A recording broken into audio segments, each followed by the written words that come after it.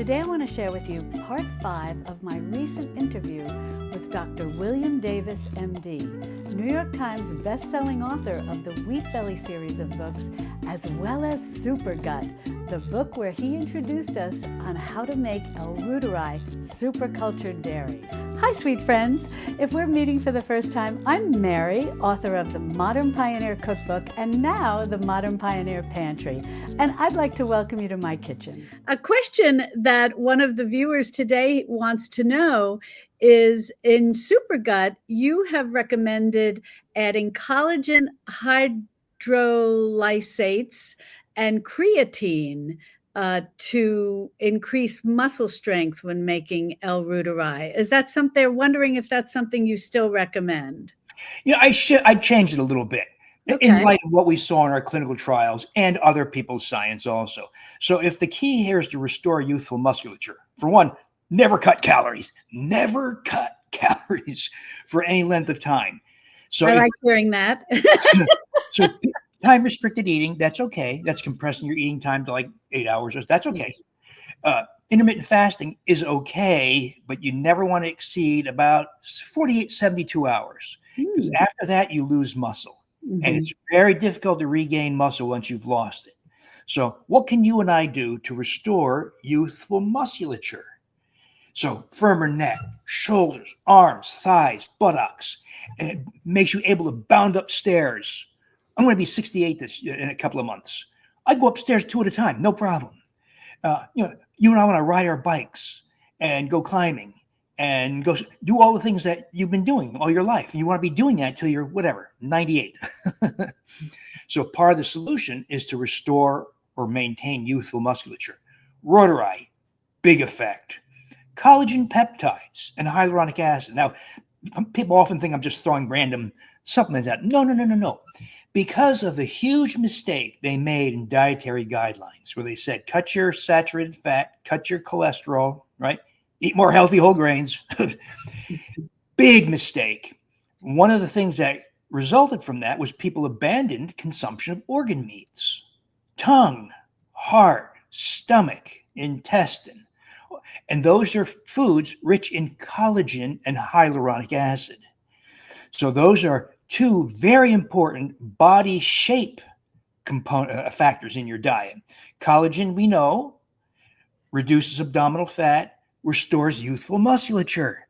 You know, Mary, hyaluronic acid, ladies always say, oh, don't tell me about hyaluronic acid. I know all about it because I buy a very expensive serum and I put it right here.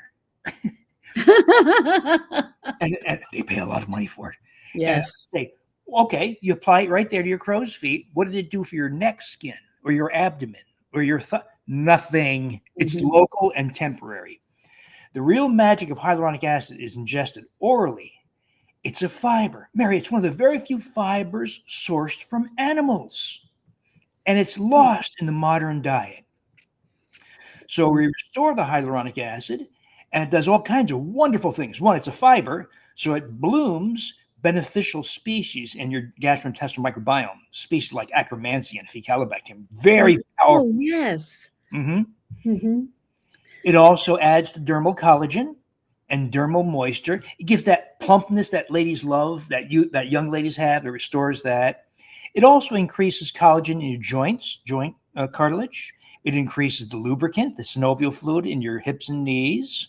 It restores the glycocalyx in your arteries, the little finger-like projections in all arteries that control tone of arteries. And it adds the hyaluronic acid of your brain, and the uterus, cervix, and vagina are largely hyaluronic acid, and there's none in your diet. And so we're going to add it, and you get a moisturization effect there also. Important for ladies over 65. Yes, that's very important.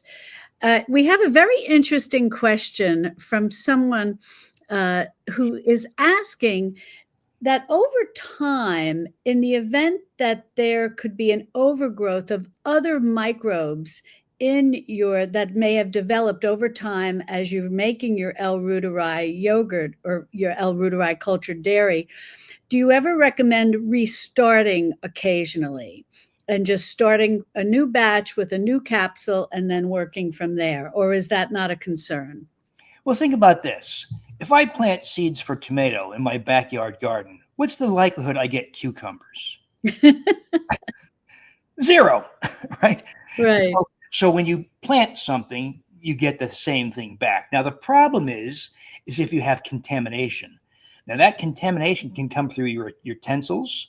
So we're seeing, for instance, that people who use, let's say, a spatula that has a plastic handle and a silicone or rubber blade, well, that where the two connect can be a source of microbes. Ah, interesting. Or a stick blender has that blade that's in the little cup. Mm-hmm. That's really hard to clean. That can be a source of contamination. And more recently, I was talking to one of my friends, Dr. David Worthen. He's a scientist in Rhode Island. And he says, Bill, the inulin's not sterile. I said, oh, he's right. So I got what's called certificate of analyses on multiple brands of inulin. And lo and behold, Mary, yep, they all do testing for microbe contamination. And there's almost nothing of the bad microbes except for Bacillus species, Bacillus cereus. These are spore-forming microbes that are everywhere. They're in your hair. They're in your spoons, in your bowls, in your kitchen counter. They're really tough to kill because they are resistant to chlorine, to ultraviolet radiation, to baking, to boiling. So almost all these inulin products had less than 900 CFUs, counts of microbes, per gram. So if we're consuming 120 grams or so, you see there's a lot of opportunity for contamination. Yes. So I found a source of inulin that was sterile. And I confirmed it. We resubmitted for testing. It is indeed sterile. So we're going to get that out to people, I hope within a few weeks, sterile inulin. So it looks as if the prebiotic fibers we use sometimes can be a source of contamination. But the microbe itself, Reuteri, will continue forever unless a contaminant enters. Another source of contamination are fungi in the air. And you can see that on the surfaces, orange, pink, green, or black discoloration. Now that's easy. Just scrape it off, toss it, and you can still eat the yogurt. But then look why that happened. The most common cause is you made your yogurt in the path of airflow from your air conditioner or your heater. Or some ladies have said they use diffusers. And that was another source. So the microbe itself does fine. It's the contaminants that get in the way. And you'll recognize that the most common thing is to get this kind of foul smelling thing that separates grotesquely. Throw it away. Don't eat it. Start over again and think where that contamination come from and look at all the things you've been using. Well, that's fascinating to know. Well, I'm so excited about this inulin product that you're mentioning, and I'm going to be anxious to try that and make it with the My Reuteri. I think it's going to really create a wonderful product, cultured dairy, during the culturing process. This is kind of a cute question that someone asked, and I'm wondering and this is for all the dog lovers out there, people want to know if they should be giving some of this to their dogs, or is it like you mentioned with animals in general, they already have the L. reuteri? Well, we could find out by testing them, but most people want to spend $2 to $7 to test their dog's stool. And most dogs have not been exposed to reuteri. Antibiotics. But I will tell you, I'm not a veterinarian. I'm not an animal expert. But I will tell you, lots of people have done that, and they've reported very positive results in texture of their fur and mood and behavior. It seems to improve their behavior, kind of exactly parallel with what humans experience.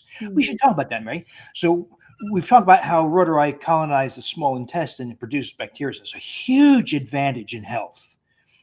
But it also, if we believe the animal evidence, we've been struggling to reproduce this in humans.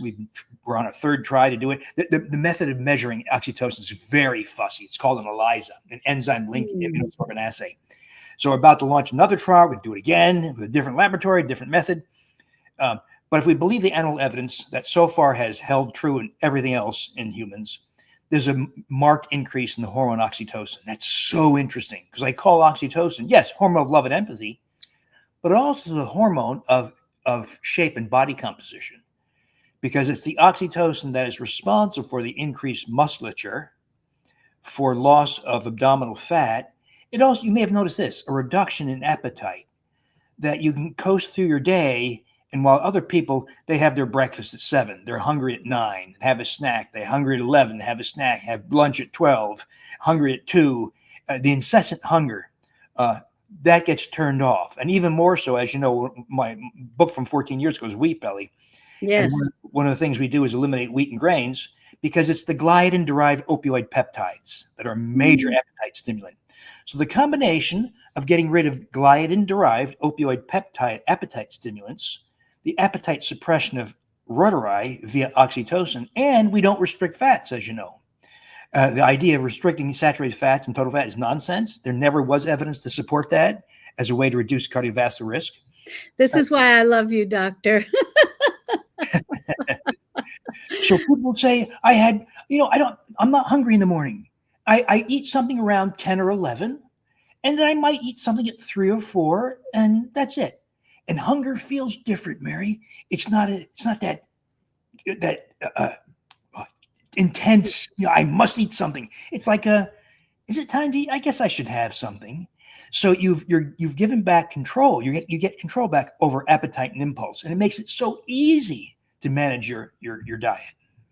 Oh, that's wonderful to hear. Yes, I am just so happy when I hear you talk about the benefits of consuming saturated fat, because I am a big fan of that. And I love going and buying my half and half to make the L-Reuteri. It's just, you've given permission to so many of us to just really embrace the saturated fat and to not buy into all of the things that I guess started maybe in the 80s of all this low fat nonsense, and then eating these really high carbohydrate diets when all of the carbohydrate foods also were being prepared improperly. It's no one was soaking, no one was sprouting. People were buying all these commercially made breads and at the grocery store in the plastic sleeve. And I'll never forget my mother, God bless her, she lived to be almost 99 years old. And she loved your L-Reuteri, by the way, when I shared some with her. But she was so cute because she'd look at the package of the bread at the grocery store with all these ingredients, and then she'd say, "What the heck are dough conditioners? Why are we conditioning dough?" If you'd like to hear the entire interview with Dr. Davis, be sure to click on this video over here, and we'll see you over there in my Texas Hill Country Kitchen. Love and God bless.